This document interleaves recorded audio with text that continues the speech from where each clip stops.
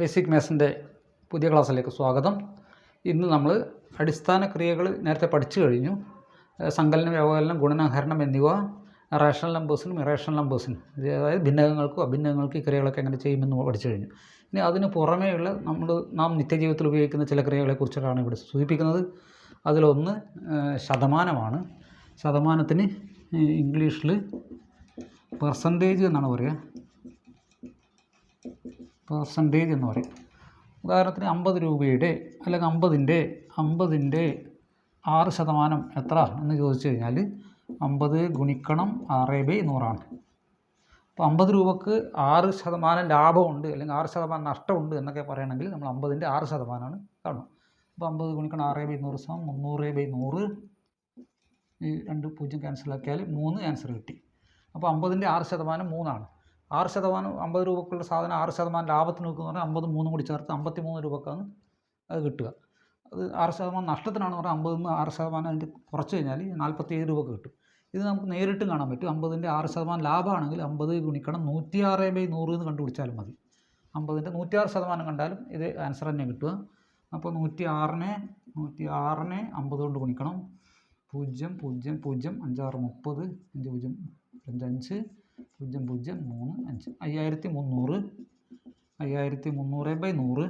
ഈ 2 0 ക്യാൻസൽ ചെയ്ത് ആൻസർ 53 കിട്ടും. അപ്പോൾ നേരിട്ട് കണ്ടുപിടിക്കണമെങ്കിൽ 50ൻ്റെ 6% വർധനവാണ് 50 × 106/100 എന്ന് കണ്ടുപിടിച്ചാൽ മതി. അത് കുറവാണെങ്കിൽ 50ൻ്റെ 6% കുറവാണെങ്കിൽ 47 നമുക്ക് ആൻസർ കിട്ടേണ്ടത്. അപ്പോൾ 50 ഗുണിക്കണം 6% കുറവിന് 100ന്ന് 6 കുറച്ച് 94/100 എന്ന് എടുക്കണം.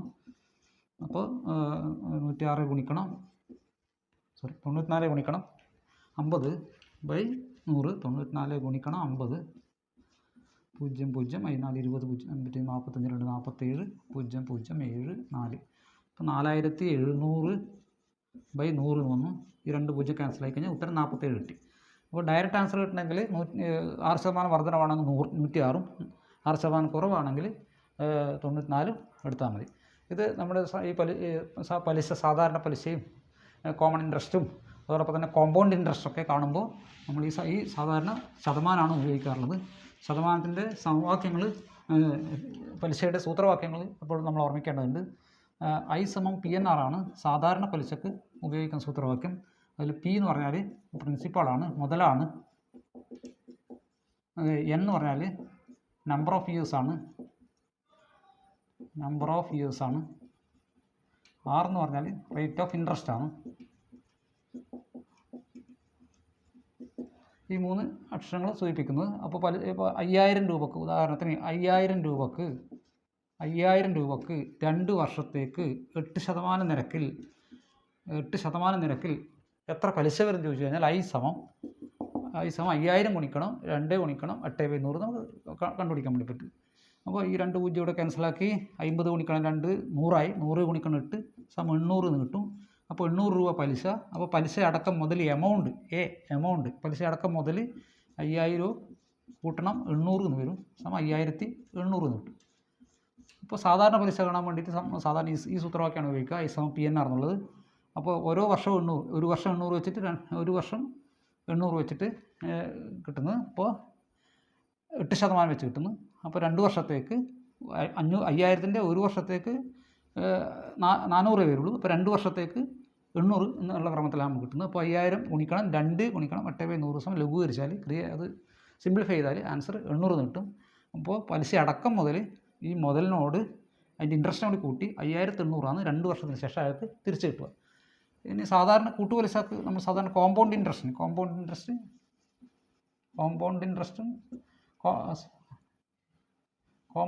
കൂട്ടുപലിശ. കോമ്പൗണ്ട് ഇൻട്രസ്റ്റ് ആകുമ്പോൾ അതിന് എമൗണ്ടാണ് കിട്ടുക, ടോട്ടൽ ഇൻട്രസ്റ്റ് അല്ല കിട്ടുക, ടോട്ടൽ എമൗണ്ടാണ് കിട്ടുക. അപ്പോൾ അതിൻ്റെ സൂത്രവാക്യം P × 1 + R/100 എന്നുള്ള സൂത്രവാക്യമാണ് അതിന് ഉപയോഗിക്കുന്നത് കോമ്പൗണ്ട് ഇൻട്രസ്റ്റ് കാണാൻ വേണ്ടി. അപ്പോൾ ഇത് പലിശ അടക്കം മുതലാണ് കിട്ടുക. ഇവിടെ പലിശ മാത്രം കണ്ട് പലിശയോട് മുതൽ കൂട്ടിയതിന് ശേഷമാണ് പലിശ അടക്കം മുതൽ കിട്ടിയത്. ഇവിടെ നേരിട്ട് പലിശ അടക്കം മുതലാണ് കിട്ടുക. ഇതേ പ്രശ്നം തന്നെ, ഈ പ്രോബ്ലം തന്നെ നമുക്ക് കൂട്ടുപലിശ ഉപയോഗിച്ച് കാണുമ്പോൾ A = P 5000 വന്നു. 5000 × 1 + 8/100 2. അപ്പോൾ ഇതിന് 5000 ഗുണിക്കണം 1 കൂട്ടണം 8/100 108/100 എന്ന് എഴുതാം.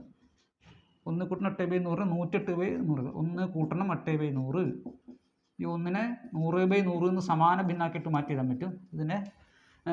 ഇതിനെ ഈക്വൽ ഫ്രാക്ഷനാക്കിയിട്ട് മാറ്റി എഴുതാൻ വേണ്ടി പറ്റി. 100/100 പ്ലസ് 8/100 സമം 108/100 എന്ന് എഴുതാം. 108/100 എന്ന് എഴുതാം. അപ്പോൾ അതായത് 108/100 എഴുതാം. 2 പ്രാവശ്യം എഴുതാം. 108/² ഉണ്ട്. 108/100 എഴുതാം. ഇത് ഇതേപോലെ തന്നെ നേരത്തെ പറഞ്ഞ പോലെ ഇത് വർദ്ധിക്കുന്നതാണെങ്കിൽ 8% വെച്ച് വർദ്ധിക്കുന്നതാണ്. പലിശയിലാകുമ്പോൾ സാധാരണ ബാങ്കിലിടുന്ന പൈസ ആകുമ്പോൾ ഇൻട്രസ്റ്റ് വർദ്ധിക്കുകയാണ്. അപ്പോൾ 8% കൂടുക. ചില സമയത്ത് കുറയുന്ന സന്ദർഭം ഉണ്ടാവും. ഉദാഹരണത്തിന് നമ്മളൊരു കാറ് വാങ്ങിയാൽ ഒരു 1-2 കൊല്ലം കഴിയുമ്പോൾ അത് ഒരേ ക്രമത്തിൽ കുറയും, വില കുറയും. 10 ലക്ഷം റുപ്യ ഉള്ളത് 8 ലക്ഷം റുപ്യ അങ്ങനെ ഓരോ ക്രമത്തിൽ കുറയും. അങ്ങനെ കുറയുന്നതാണെങ്കിൽ ഒരേ റേറ്റിൽ കുറയുന്നതാണെങ്കിൽ ഇവിടെ പ്ലസിന് പകരം ഇവിടെ മൈനസ് ആകുക. അപ്പോൾ 1 + 8/100 പകരം 1 - 8/100 വരും. 1 + 8/100 ആകുമ്പോൾ 108/100 എന്ന് എടുക്കുക.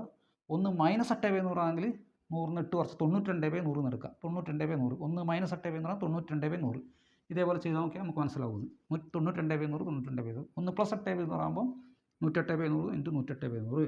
അപ്പോൾ ഇനി ഇതിനെ ലഘൂകരിച്ചാൽ ആൻസർ കിട്ടി. അപ്പോൾ ഇവിടെ 2 പൂജ്യം നമുക്ക് ക്യാൻസലാക്കുക. ഇതിനകത്ത് ഒരു പൂജ്യം ഇവിടുത്തെ ഒരു പൂജ്യം ക്യാൻസലാക്കി. ഇപ്പോൾ 108നെ 108 കൊണ്ട് ഗുണിച്ച് അതിനെ 5 കൊണ്ട് ഗുണിക്കണം. ഇപ്പോൾ 108നെ 108 കൊണ്ട് ഗുണിച്ചു. 8 × 64 0 1 8 0 0 0 1 8 1 0 0 1 1 4 6 8 8 16 1 11,664 കിട്ടി. 11,664 കിട്ടി. അതിന് 5 കൊണ്ട് കൂടി ഗുണിക്കണം.